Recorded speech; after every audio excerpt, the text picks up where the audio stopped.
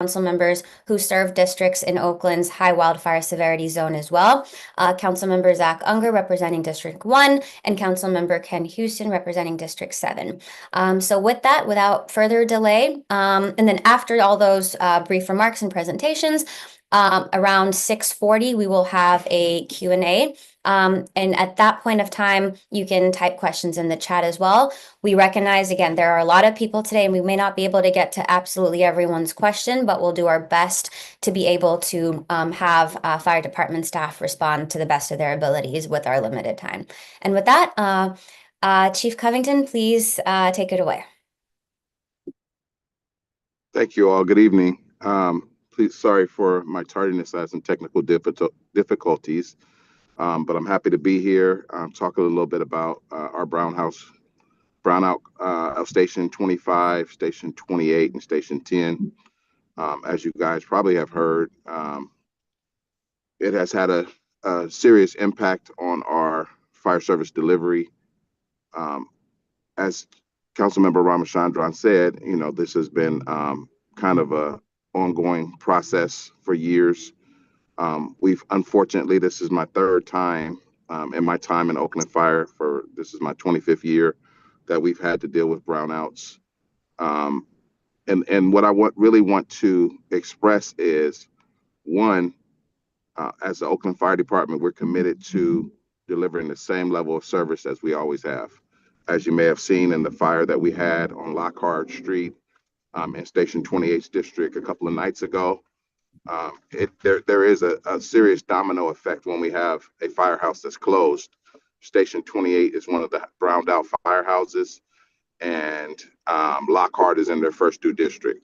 So where it would have taken them 4 or 5 minutes to arrive and possibly, hold that fire to the room of origin, it was well involved when we got there because it took us almost 11 minutes for the next due district, Station 20 at the bottom of 98th and Station 26 across from Bishop O'Dowd to get there. So there are some serious effects of station closures. We do understand where we are fiscally as a city, but we feel like there could be other options to balancing the budget other than public safety. So that being said, the reasons, some of the ways that we've gotten to, I've received a ton of emails. Thank you all for your emails expressing concern about your firehouses and your communities being closed. Please note that if there was anything I could do to open them, we are working diligently behind the scenes to get the firehouses reopened. The way we got to Station 25 and 28, we did some modeling with data analysis with one of our partners called Deccan. Deccan helps us realize what the least amount of impact would be from all the firehouses in the city. So we looked at all the firehouses in the city, and because we're not technically in wildland season, even though the wildland season is year-round, as you can see in Los Angeles, we felt like Station 25 and 28 could be reasonably covered by Station 21 on Skyline. All the other options were going to have a bigger ripple effect throughout the city as we tried to cover the different districts that would have been impacted. And it would have been an even greater impact on our community and a greater impact on our firefighters trying to absorb the amount of calls that it would have taken to cover our station in West Oakland or one of our stations in the flatlands that's really busy. So we were very data driven, and we looked at it from a lot of different angles and tried to be as efficient as we can be when we chose the stations. There's no station in the city of Oakland that we don't need. None of them are expendable.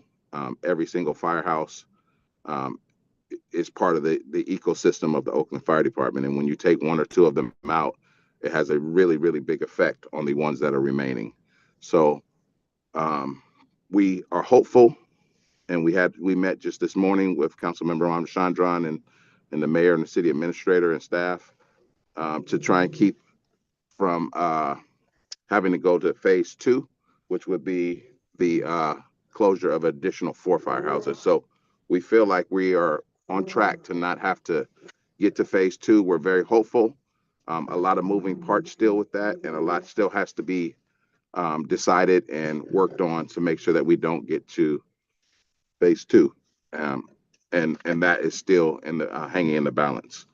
So if we do have to get to phase two, um, we're working on that now. We're doing the same process that we did to figure out the stations 25 and 28 closures, to try and figure out how we can cover those holes throughout the city that 4 additional firehouses would cause. If we get to phase two, which would make us have 7 firehouses closed total, that would be 30% of our workforce throughout the city. And that would be a really, really big hole to try to absorb, and would be next to impossible to do that. So we're working with the city leadership to do everything we can to not get to phase two, because it would be really hard to pull ourselves out of that hole.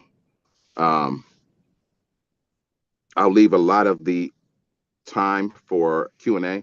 I'm sure you guys have plenty of questions. We'd love to answer them. I know we're kind of short on time, so I'll turn it back over to Councilmember Ramachandran, and I'll answer the rest of your questions in the Q&A. Thank you so much, Chief Covington, for those remarks. I will briefly pass it along to my colleague, Councilmember Zach Unger, representing District 1. Thank you.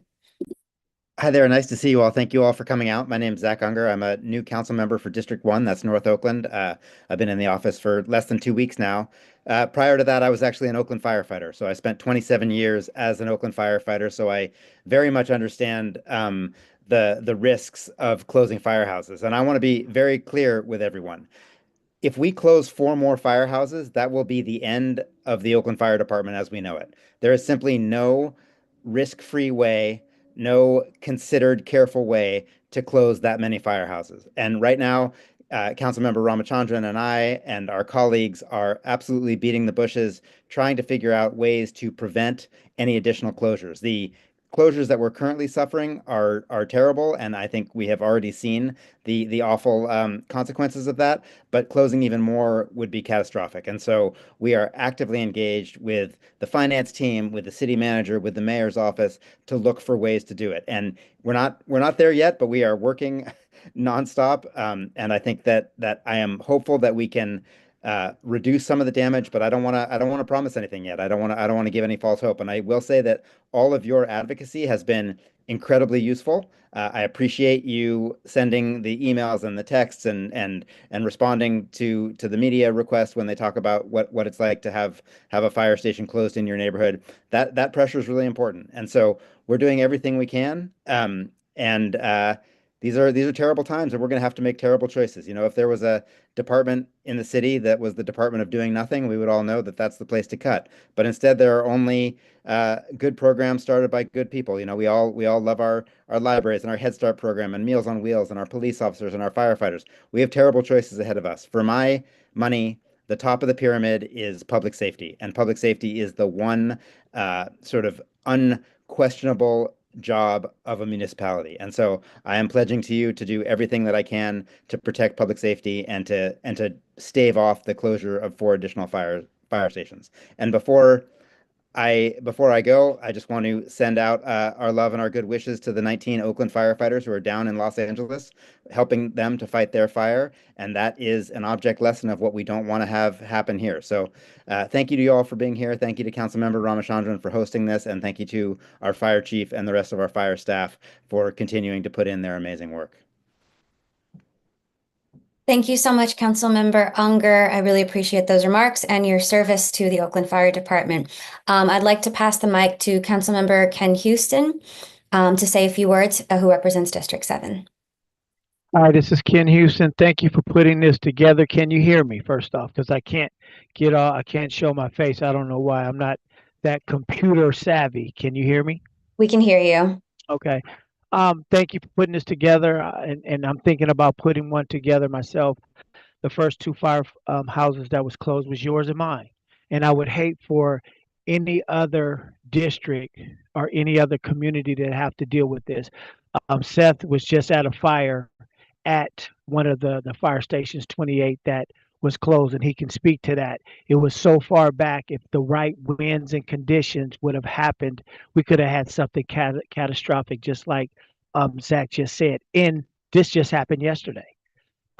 So I am actually voting on something tomorrow, and I'm not standing up just for my community. I'm standing up as Oakland as a whole. I'm voting on something tomorrow. I'm not going to promise, like Zach just said, but I'm voting on something tomorrow that may open these two fire stations back up. But the bigger part is that we need to keep them all open. Oakland needs it. We've seen what happened down in Southern California, and it can happen here. The right weather conditions. We don't have any rain. So this is very important to my community. And it's just sad that 25 and 28, I don't want any other council member or any other community have to feel what we're feeling every day, me and council member John and me, and the people that are living there. And I'm going to say this in closing. In my district up in the hills, we have seniors. We have seniors that are by themselves. Their husbands or their wives are passed away, and the fire department is the first. Listen to me, the first responders, and they're seniors. They're in their older ages, and they're scared. I mean, that's not a way you would want to live your last days in your life, right? So I'm gonna fight, and I'm gonna say this: I'm gonna fight, just like Johnny is, just like Zach is, and I believe all the other council members. We're gonna fight to keep open these two up and not to have the other ones closed. So I'm voting on something tomorrow that will bring some money in to hopefully we get the votes to keep these open and not close the others. And thank you for giving me this platform to speak. Thank you so much, Councilmember Houston. And again, just to reiterate what both of them said, we are looking at every single penny, turning over every corner to see where we can identify money to reopen these two stations and prevent the further closure of 4 stations that is currently on the table. With that, I will pass it off to my staff member, Jared, to moderate a Q&A. There are 2 ways you can send in your questions, either in the chat or by raising your hand, and you'll be unmuted. Again, because of the volume of individuals, we may not be able to get to everyone, but we will try to do this as expeditiously as possible. Passing it over to Jared. Thanks, council member. And I see that Seth Euler has his hand up, so I'm going to call on him first. We're going to primarily, just for everyone's edification, we're going to primarily do just from the chat. But I do want to give Seth a moment to speak here. So take it away, sir. Hey there, can you hear me okay? Yes. Great. So I'm Seth Euler, President, Oakland Firefighters Local 55, which is the firefighters union that represents the men and women of the Oakland Fire Department. And I just want to thank the council member for organizing this event. I think it's great to be able to talk directly to everyone like this. I know it's going to be tough to answer everybody's questions. The chat has War and Peace in it right now. There's a lot of questions in there. They're all great questions. But I just want to say, first and foremost, the information that was presented is correct. We did have a fire yesterday morning at 1 a.m. in Station 28's district in the far reaches of East Oakland, kind of above the zoo. And the normal time for a response to that area for the first engine company, the first fire engine, would be around 4 minutes. And unfortunately, the first fire engine took 10 minutes and 26 seconds to get there. And Councilmember Unger is correct. It did take so long that went, and the chief, that it went from being a something that could have been possibly controlled to something that was a total loss. And so that entire house now has to be demolished because of the delayed response time. And so as a matter of fact, there's a professional standard that the Oakland Fire Department met before these closures, which is set by the National Fire Protection Association, which states that the first fire engine on scene should be there in 4 minutes or less 90% of the time. And all the fire engines and trucks need to be there within 8 minutes. And so yesterday's fire was a real example of how dangerous it is when you have closures and you have long response times. We had not even the first engine able to get on scene to meet the national standard, but we had the entirety of the the first alarm, all the fire engines and trucks took nearly 20 minutes to arrive. And so, like I mentioned, this is a real serious issue. And it's not just fires. I like to joke and say that even though the doors of our fire engines and trucks say fire department, we go to more than just fires. The medical calls that we go on happen several times a day, as all my firefighters that are on this call can attest to. And we're talking 80,000 times that we went out the door last year. And so with 70 to 80% of those being in medical in nature, you can do the math. That's a lot of medical calls. And so that's the other real problem here, is that it takes so long for us to get there. There's a firefighter paramedic on every one of our engine companies across the city. And so we are the first ones to arrive on scene when people are having a heart attack or having a stroke or, you know, any medical emergency. And so that's a real issue up in the hills because of the delayed response time. It takes so long for us to get there. As a matter of fact, 7 hours after the first closures happened, just a couple of short blocks away from engine 25 on Butters Drive, we had a CPR call, and it took over 6 minutes for the closest engine to get there. And they were going as fast as they possibly could, and they did everything right. Obviously, if 25 engine had been open, they would have gotten there sooner. I can't speak to the outcome of that call because that's protected information, but just know that response time is how firehouses are arranged. And so it's a real issue. The next thing to speak to is going forward, the recognition that as these firehouses are threatened with closures, like the chief mentioned, there is no good firehouse to close. We need every firehouse. In fact, we need more resources. Studies have shown that the Oakland Fire Department is under-resourced and understaffed. Historically, we joke about the Oakland Fire Department running on bungee cords and duct tape. And while that sounds funny, it's actually true. So that being said, you know, the problem with any closure anywhere is up in the hills. We're talking about Wildfire, which we've seen is year-round, and down in what we like to call the flatlands, or the areas below 580. Those are really busy fire engine companies, really busy truck companies. And in fact, some of those areas, the fire department response is the only access to healthcare that these folks have. And so while some of us are fortunate enough to have health insurance and able to make an appointment, sometimes it takes weeks to see a doctor, but still we have access to healthcare. These folks in these situations, 911 is their only access to any sort of healthcare. And so it's a real problem all across the city. I appreciate everyone's efforts to contact their elected officials. That might be one of the reasons that this meeting has happened. And so I want to encourage everybody to go to firesafeoakland.com. That's firesafeoakland.com. It's a website that we've started. You can get information about closures. You can contact your city council member, the city administrator, and the mayor and say, enough is enough. Please reopen our firehouses. So with that, I guess I'll turn it back over, because put me in front of a microphone and I'll talk all night. So thank you for the opportunity. I appreciate it. Firesafeoakland.com. Thank you. Thank you, sir. Greatly appreciate your insight on this. All right, I know there are a couple people with hands raised, but I'm just going to go to do a couple chat questions before we go back to live speakers.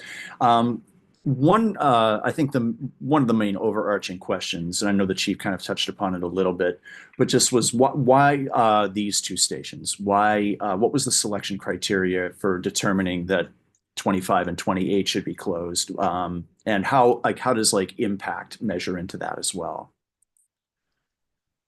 Yeah, thank you for that question. I think it's important to remember Station 10 is also closed, which is on the Santa Clara Avenue near downtown. So we have to be mindful of not opening gaping holes throughout the city that are going to make it even harder to cover those impacted areas. When we looked at Station 25 and Station 28, they're both located on Skyline Boulevard. We also have Station 21 that's located on Skyline Boulevard. Station 21 can go left or right to go to 25's district and left to go to 28's district. While it is a little bit of a longer run for them when they get calls in those districts, it really was the most feasible way and the lowest impact way for us to cover the holes that were created by the station closures. We also looked at we have to look at the totality of the districts. How long is it going to take fire engines and fire trucks to get to these calls? And when you get to the bottom portion of those districts, who can most adequately cover those districts? And when we did all of our modeling and we did all of our data analysis, 25 and 28 were the stations that most easily covered the areas and the gray areas that were going to be created by station closures. Again, this is not a perfect system. As you can see, just by the fire we had just the other night, we need those firehouses open, because anytime you close a firehouse, as Seth said, those firehouses are put in the positions that they're in based on response time. And when those response times get altered, it really exacerbates the situation and makes it more dangerous for our firefighters who are now coming into, a fire that's well involved versus room and content, or for our citizens who are waiting 10 or 12 minutes for ambulance, for ALS service to get there. So again, this is not an exact science, but we did try to be mindful of the total impact of the firehouse closures. Thanks, Chief. And I'll just go back to, I'll do one more question before we entertain a few other people with their hands raised.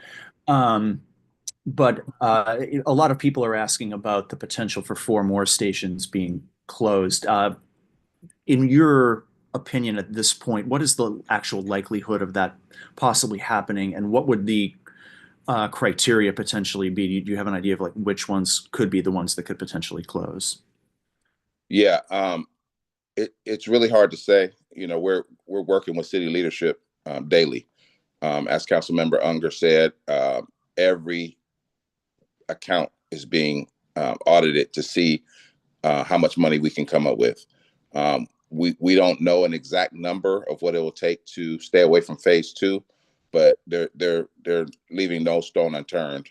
Everyone understands the amount of impact that will have on our fire department. You're talking about, you're getting close to half of our stations being closed, and it's just not feasible that we could deliver the same amount of service and the same level of service that we've delivered in the past with a third of our stations being closed. So we're really actively doing everything we can to avoid that. From the fire department's perspective, we are doing everything we can to prepare for it. We can't wait and at the last minute finally see that it has to happen and we're not prepared. So we're doing the same data analysis and modeling that we did for the first 2 stations. I don't have an answer for you on which stations those will be yet, because again, when you're talking about 7 stations, it just creates such a large gap in our city.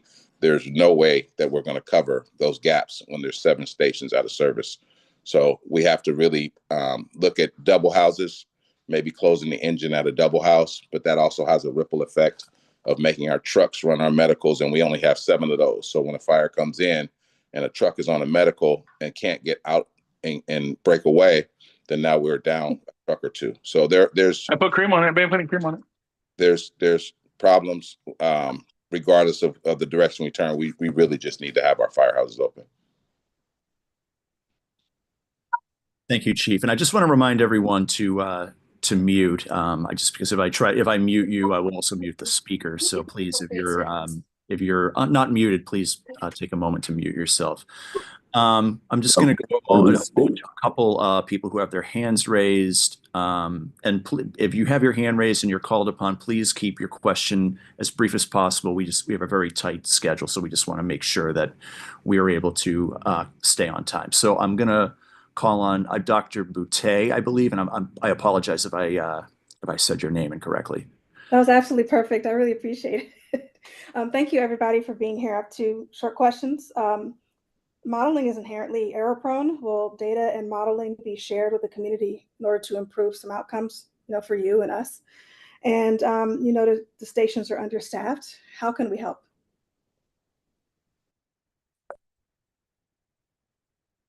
So if I didn't catch all of the first question, you said, is the modeling going to be shared? Yes. So as you know, most people in this area probably have some knowledge of coding and modeling. And it's just concerning that a couple of the stations that are closest to the most vulnerable areas were closed based on the model. That seems the reverse of what we'd normally see. So I was just curious as to whether the data set and or the modeling would be shared or at least distributed to other companies that can give you competitive results. Yeah, no, the quick answer is no. We don't do any of the modeling. We tell our partner Deccan, who we've contracted with, here's what we're looking at. We're going to look at station closures. We have to close 2 stations. Station 10 is already closed, and they give us variations of the modeling. So that's just one aspect that we use. We also have to use our experience in the fire service. We look at the companies. Okay, if we close this company and they run 5,000 calls a year, what kind of ripple effect will that create for all the surrounding companies around it? So it really, to best understand the modeling, when you close a firehouse, I don't care how busy the firehouse is, it could be the busiest, it could be not very busy, but it has a serious effect on all the other companies, because and when you close station 28, well, who's the next company that's going to get there? Station 26, but 26 is already on a run. So then it goes to station 20. Well, 20 is on a run. So now you get to station 23 by Eastmont Mall, and you just get further and further away from the call. And that's more time it's going to take to get to that call. And once they do get to that call, well, what happens when a call comes in their due district? Now the ripple effect and the domino effects just continues throughout our entire department. So you're not just affecting one district, you're affecting the whole city when these firehouses are closed. So no matter which firehouse we close, obviously some of them are busier and it'll create a bigger ripple, but there is no firehouse we can close that does not create a ripple throughout our entire city.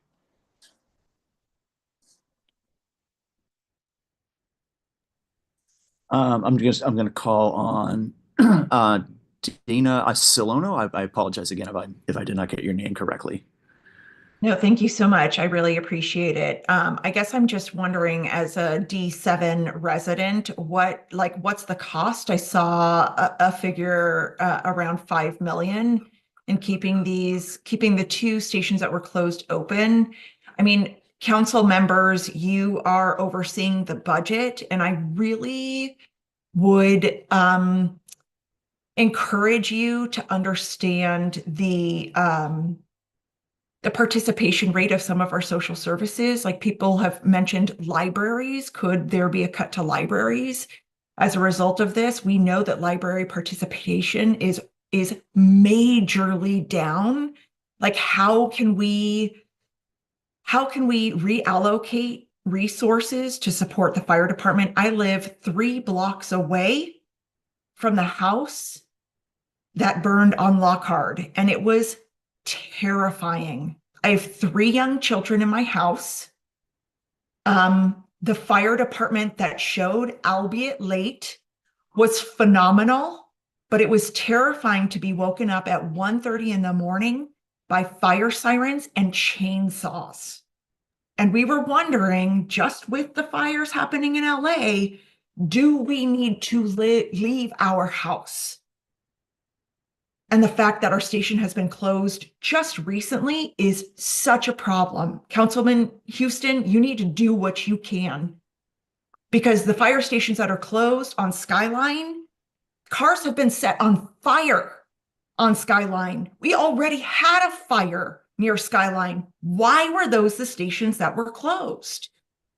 And many people have mentioned the risk of losing our home insurance. I've already lost home insurance because we were in a fire danger zone. People are going to lose their homes if they can't be insured. So this needs to be rectified. We cannot cut the fire department. Y'all need to look outside of this moment at how climate change is changing and how the risk is increasing over time. So, I mean, you can hear from people already saying, how can we help? If we need to vote a certain way, we will. If you need people to look at your budgets to go, okay, you need to cut this, we will do that. But this is not okay. Thank you. Yeah, I'm going to, before I pass it over to Councilmember Houston, I just want to remind everyone, this is a Q&A. We just don't have an opportunity for long statements at this point, because we have a lot of questions to get to at this point. So, but Councilmember Houston, I know you want to respond. Yes, and I'll be real short. I was scared when I went there. If my family lived up there, it shook my soul, and let me tell you why. Because the conditions of the house that it was, if it was any eucalyptus trees in that area, we were just blessed that it was a couple of pine trees where it wasn't trees that would ignite into fire, or that could have been catastrophic. Catastrophic. I saw it myself. I went up there. I saw Seth, Fireman Seth, when he was leaving, I was going. So I'm gonna say this: I've been in office for 10 days. I wasn't there with the budget. I'm here. I'm going to fight. And like I said, I'm voting on something tomorrow to not only open those two, to actually stop the other ones from closing, because the chief just made a critical point, and I'm going to end it with this. If a fire station has to come and help us on 28, then that station and those residents are at risk. And then if one has to come from another place to come and help us, that community at risk. It's a trickle effect that could be catastrophic. So I'm going to fight. I've been in it for 10 days, and we are going to fight together to stop this.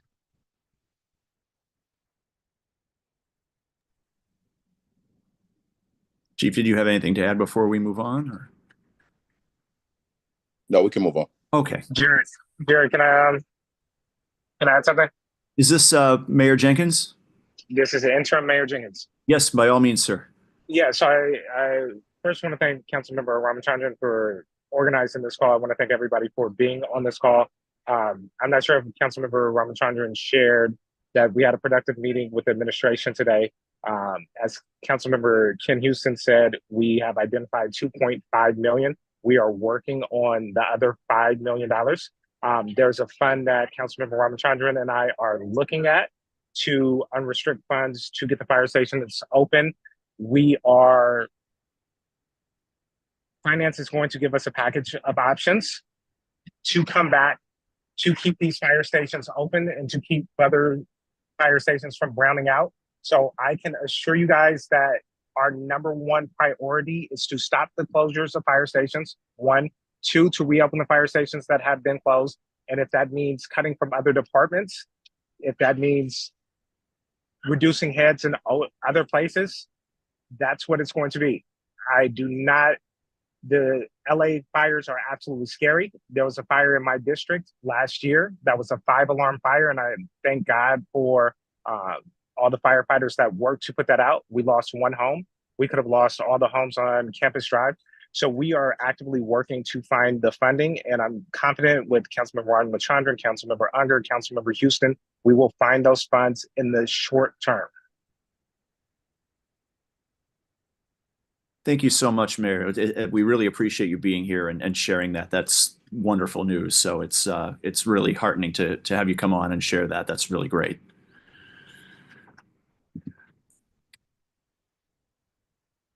All right, we'll return to the Q&A. We're going to jump back into the chat now for a few other questions. We've had a lot of questions about how citizens can help, and can other municipalities or the county be of any assistance. So I guess it's just we've had a lot of in that vein. So Chief, I don't know if you have any perspective just upon who else can be of help, if anyone, outside of Oakland at this point. Yeah, that's a great question. As far as the citizens of Oakland, you guys have done an amazing job of being great partners and with the public safety team overall. Every time we ask you to, create defensible space or email your council members about what's going on, you guys show up. So we greatly appreciate all the input and all the support that we get from our entire community. As far as countywide and that from a fiscal perspective, that's not something I can answer, but I can tell you from a fire department perspective, all of our county departments have expressed support. We have a mutual aid system that is second to none. Whenever we need assistance, and we just met yesterday, all the county chiefs met yesterday. We meet once a month and continue to talk about with 3 stations closed right now, there may be a time where we need to call on our fellow departments a little bit more than we normally do. Normally, we're the helper. Normally, we're the biggest helper in the county. When there are fires in other jurisdictions or other major incidents, Oakland's usually the one that's coming to help, but everyone is more than willing to come help Oakland since we're down a few stations. So countywide, from a fire department emergency standpoint, we're well covered, and our constituents are there to help us with whatever we need. That's only if you have a major fire that they're going to come help. We're talking about Whoever's speaking, you're out of order. I'm sorry. Chief, we have a couple questions about services, primarily about vegetation management, but also about debris cleaning and fire inspections. Just about how any current or future brownouts would impact vegetation management, and also how does Measure MM play into that as well? Yeah. So in regards to vegetation management, as you all know, we have about 30,000 inspections that we do annually. We have a comprehensive vegetation management 10-year plan that was approved through City Council last year. That will continue.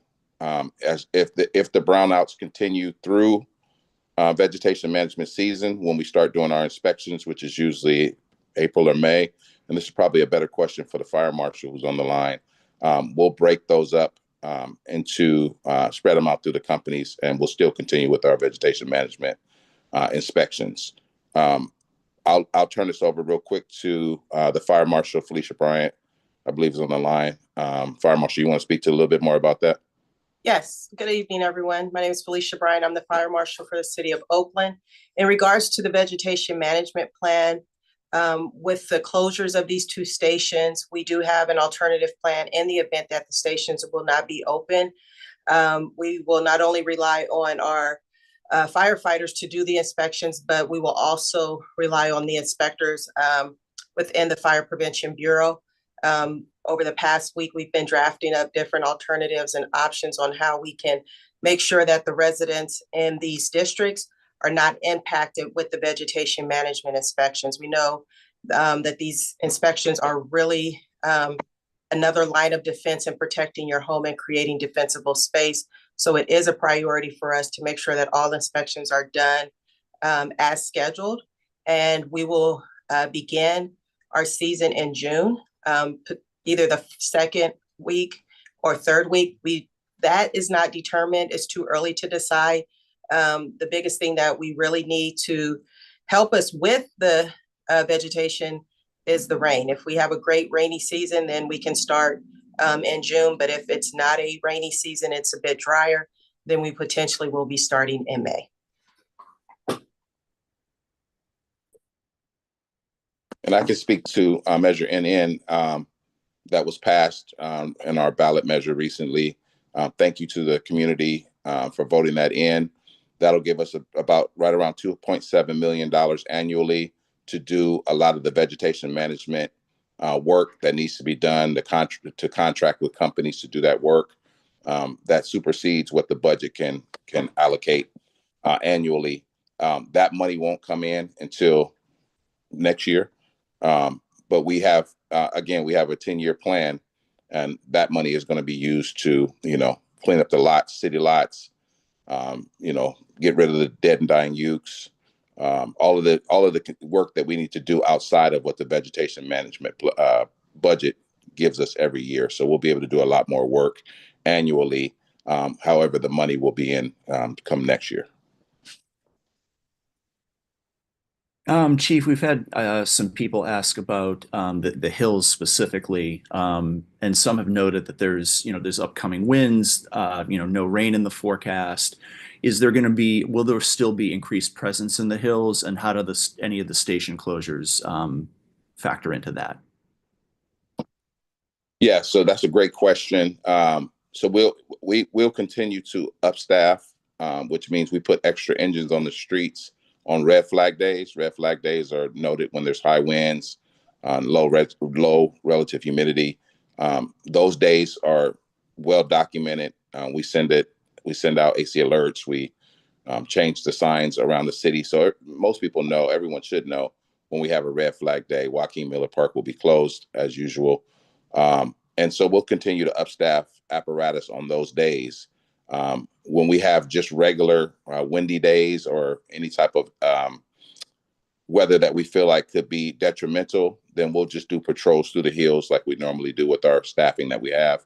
So, regardless of what happens, even when we're down 3 companies, we're still going to continue to do the work, and we're still going to be out and have a presence and be as fire safe as we can be as a city. We've also had a number of questions about medical response, how it will be impacted, if at all, by current or future closures.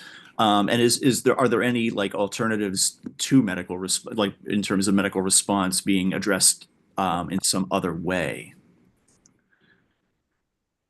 When you call 911, we're going to show up, and that the impact is oftentimes it'll take us longer to get there, because your local firehouse could be closed, and one district or 2 district away's firehouse is coming to respond to that 911 call. So we're always going to respond. There's never going to be a time where you call and we don't come. It's just the amount of time it takes us to get there. We don't have any alternatives right now. We are working on some things for the future that we could, have some alternative mechanisms. We do have macro, we have some other entities, but when you call 911 and it's an ALS or a BLS call, our fire engines are going to show up. We've talked to Falk. They don't have the ability to put additional ambulances on the street because of the impact of the brownouts. But we've notified all of our constituents in the county that we are down 3 stations, and it could impact the amount of time it takes us to get to those calls. Chief, I know a lot of people, obviously, everyone's minds are on Los Angeles right now and what they're currently going through. And obviously, I also want to highlight the 19 firefighters from our department that are serving there right now, and what a sacrifice they're making. But we just have a number of questions about if you have any insight about what went wrong in Los Angeles and how Oakland can prevent something like a catastrophe like that potentially going forward, given the situation we're in. Yeah, it's too early to say what went wrong. There'll be a lot of takeaways from anytime there's a major incident. That's how the fire service grows and changes. The same thing happened when we had the Hills fire. We had a list of things that went wrong, and we went meticulously down the list and made sure that those shortfalls didn't happen again. We've done a much, much better job of collaborating across our region to make sure that we're training together, make sure that we have our standard operating guidelines and procedures are in line with each other, and making sure that we're using the same equipment so that we don't have a lot of the issues that we had, say, in the 1991 fire. Clearly, this fire in Los Angeles is in some ways an outlier. We don't oftentimes have 80 to 100 mile an hour winds, which definitely exacerbated the situation and made it almost impossible to get in front of the fire and get resources there. I think what we have to understand is climate change, year-round vegetation management. All of those things make it harder for fire departments to consistently do what they need to do to mitigate these large-scale fires. But it's here to stay, and we do all of the things that we need to do. In Los Angeles, they pre-positioned apparatus. They had collaboration across the region. They did all of the things that you're supposed to do to make sure that you can contain a fire. And all of those things give you a chance to do it. It doesn't ensure that you're going to be successful. It just gives you the best chance to be successful. And when you have 80 to 100 mile an hour winds, it really puts you at a disadvantage. And oftentimes you're not going to be able to contain even a small fire with those type of conditions.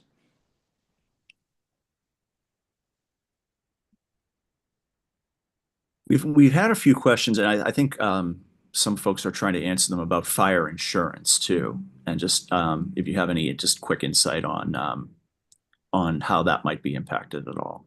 One more time, what was the question? About fire insurance. Yeah, so that's I don't have a lot of information. We're working as a county to come up with some information. There's a lot of moving parts with this insurance industry right now. From a fire department perspective, we are going to bring forward some initiatives, Zone Zero, some California state programs that can help with insurance. It doesn't insure anything. I mean, it doesn't ensure that your insurance won't go up or that you'll be able to be insured, but at least it will give you the opportunity to present it to your insurance company, some of the adjustments you've made, how you've hardened your home, how you've made it more fire safe, and hopefully that will impact your rates. So we have some things in the works, and we're looking forward to.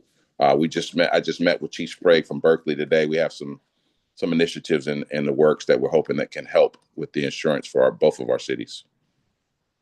Thank you. And just to piggyback on what the chief had mentioned around the regional effort, we've been in conversations with several state legislatures as well as our lobbyists with the state to identify there are several pieces of legislation moving forward as to exactly what the chief said. How can insurance companies be required to provide incentives or add or re-add policies to their portfolios for residences that have proactively done home hardening related work?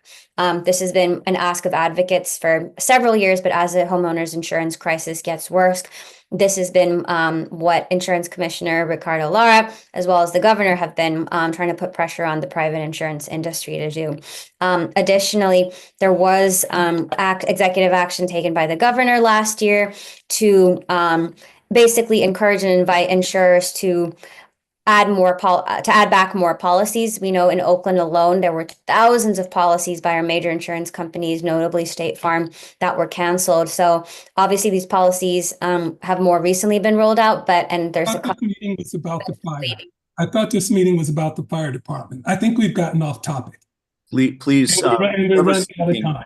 Please, you're out of order. Please. Yeah, I'll mute myself. Thank you. I will pass it back to Jared for the other questions. Yeah, and just council member, we have about just a few minutes remaining, so we'll probably just get to one more question, then I'll turn it back to you and the chief and the other council members if anyone has any closing thoughts. So I think we've I don't know who I would direct this to, but there have been just some questions about the just the fact that police departments and fire departments are civil service entities as part of the city government. How is it possible to cut their budgets within the union contracts, with the union contracts not allowing them to strike?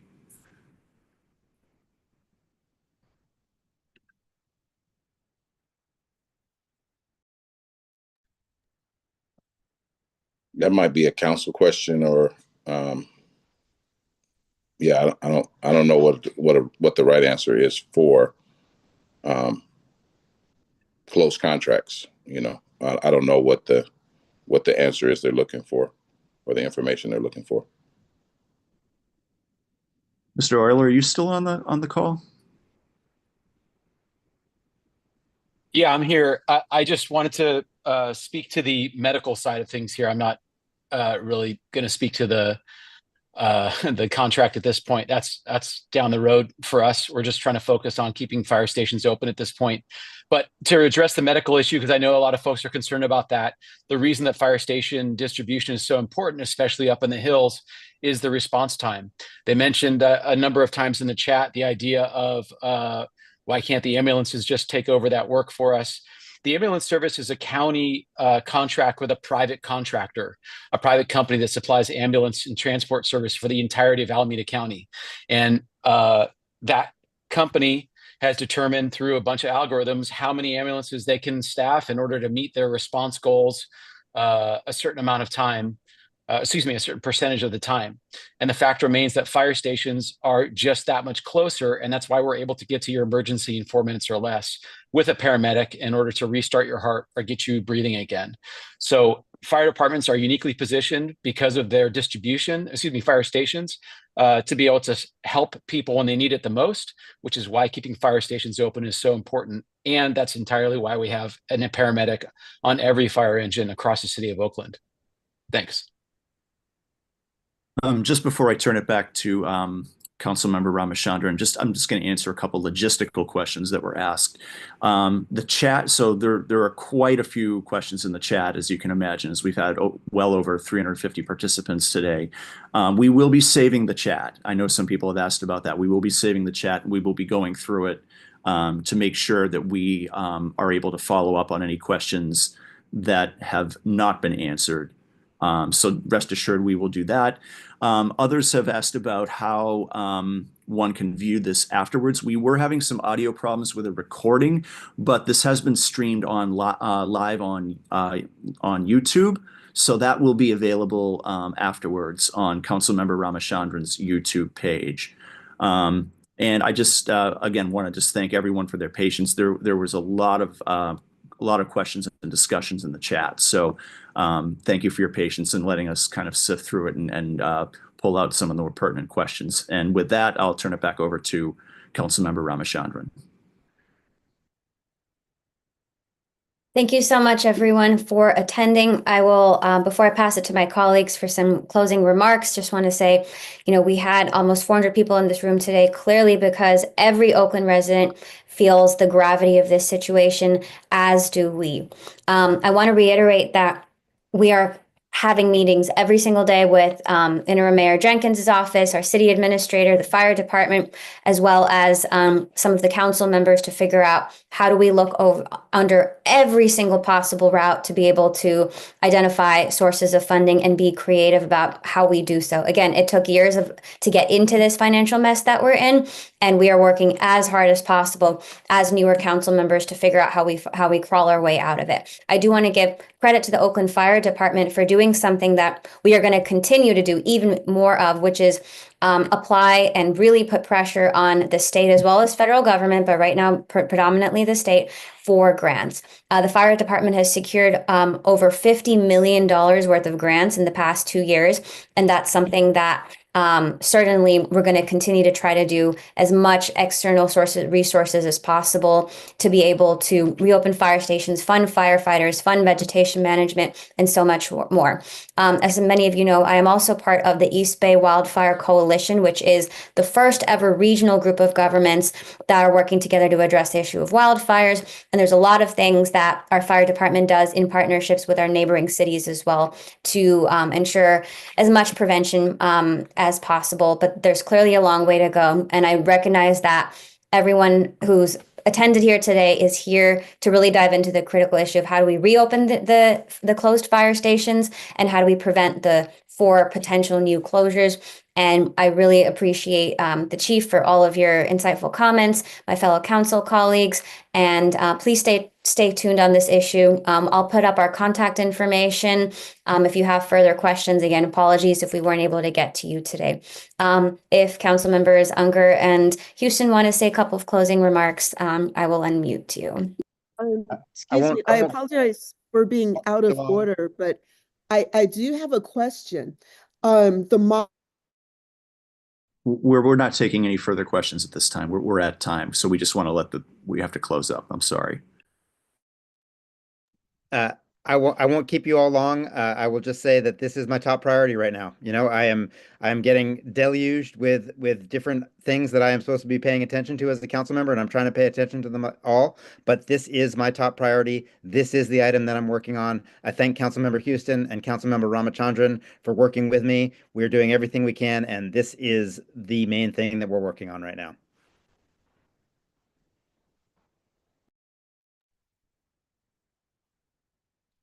Councilmember Houston. Yes, this is Councilmember Houston. I'm out on the ground here right now. I'm sorry for the background noise. We heard you. I heard you. Zach heard you. Both council members heard you. This is very important. We are going to make something happen. We're going to change it. We're going to look for that money. We're going to pull out whatever we have to do. I said it before. I'm voting on something tomorrow that will actually keep, if it goes through, that it'll keep the 2 open, but we want to keep them all open. We don't want any of them closing. So we definitely heard you. We heard the passion from everyone. And some of the individuals didn't get to speak. We heard you too, because we know you're on here for that reason. So thank you so much.